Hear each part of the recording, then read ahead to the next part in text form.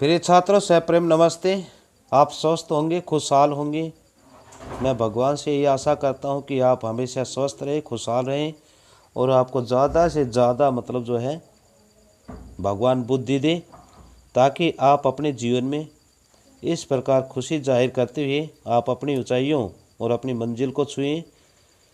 तो इसके साथ साथ आज हम लेखक फणीश्वरनाथ रेणु द्वारा रचित पहलवान की ढोलक कहानी का सार अपने शब्दों में लिखी ये पढ़ेंगे। यानी कि पहलवान की ढोलक जो कहानी है वो फणीश्वरनाथ रेणु द्वारा रचित है। फणीश्वरनाथ रेणु जो है एक आंचलिक उपन्यासकार रहे थे। आंचलिक का मतलब होता है जो धरती माता होती है उसकी गोद में रहकर किसी काव्य रचना करना। तो पहलवान की ढोलक कहानी यहाँ से शुरू होती है। गांव में मलेरिया और हैजे का प्रकोप। गांव में हैजा और मलेरिया पूरी तरह से फैल चुका था। पहले जो है जब हमारा समय था, यानी कि 1975 के बाद गांव में हैजा और मलेरिया ये दो बीमारियां होती थी। इनसे जो है ज़्यादा से ज़्यादा लोग मरते थे। तो रात का घना काला अंधकार और भयानक सन्नाटा छाया हुआ था। रात के समय जैसे अंधेरी रात होती है, गहरी काली होती है और बिल्कुल खामोशी होती है। भयानक सन्नाटा का मतलब होता है डरावने वाला खामोशी या डराने वाला सन्नाटा। से की आवाज़ होती है, छाया हुआ था।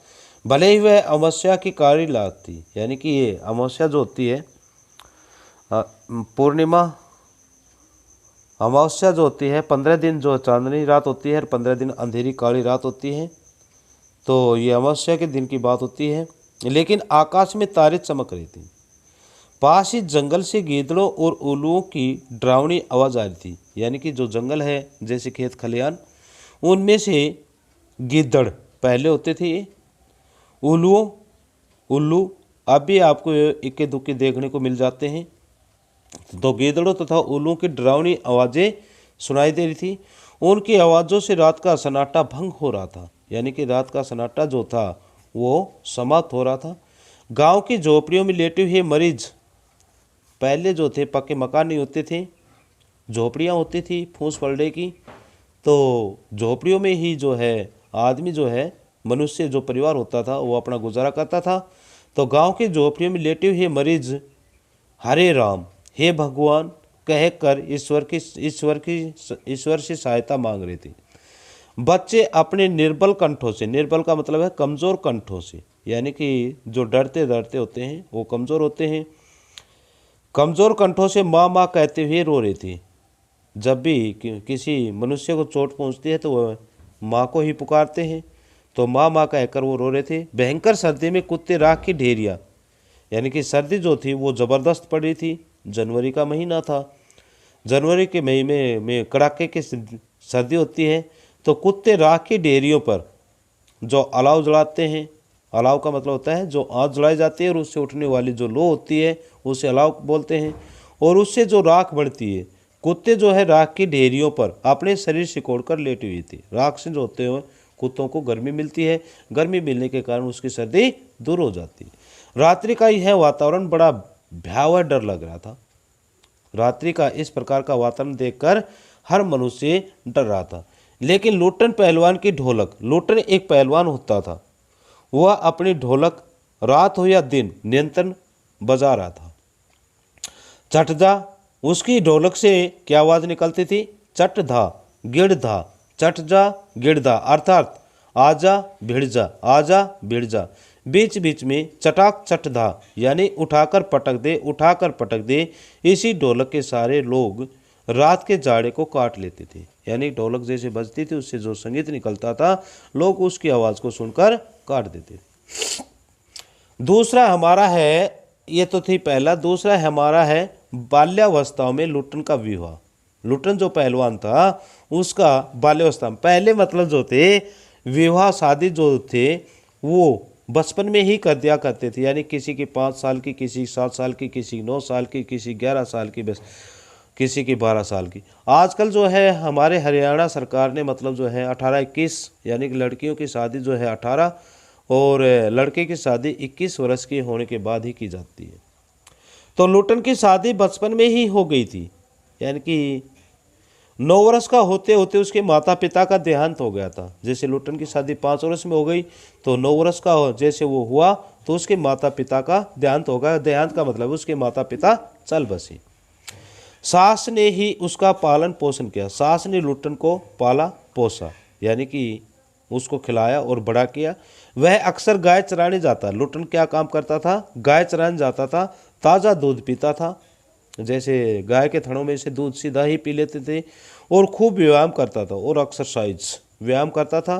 परंतु गांव में लोग उसकी सास के तकलीफ पहुंचाते रहते। गांव में लोग जो थे उसकी सास को, यानी कि लुट्टन की सास को जो है बहुत ही कष्ट पहुंचाते थे। इसी कारण वह पहलवान बन गया और कुश्ती लड़ने लगा। धीरे धीरे वह अपने शरीर को मजबूत हष्टपुष्ट बनाने लगा और वह कुश्ती लड़ने लगा।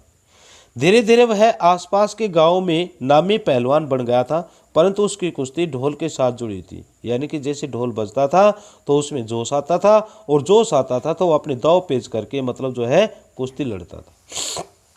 अगला है हमारा श्यामनगर के दंगल का आयोजन। यानी कि ये श्यामनगर गांव है, उसमें मतलब एक दंगल होता था, उसमें कुश्तियाँ कराई जाती थी। तो एक बार जैसे अपने यहाँ पर मतलब गुग्गा जाटी पर मतलब जो है गुग्गा और जन्माष्टमी पर मतलब कुश्तियाँ कराई जाती हैं।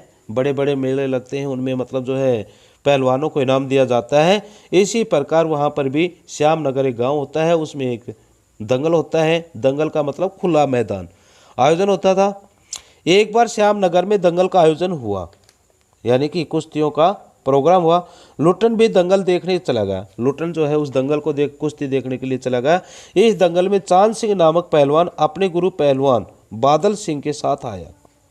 उसने सभी पहलवानों को हरा दिया, जिससे उससे शेर के बच्चे की उपाधि मिली। किसकी उपाधि मिली थी? शेर के बच्चे की उपाधि मिली।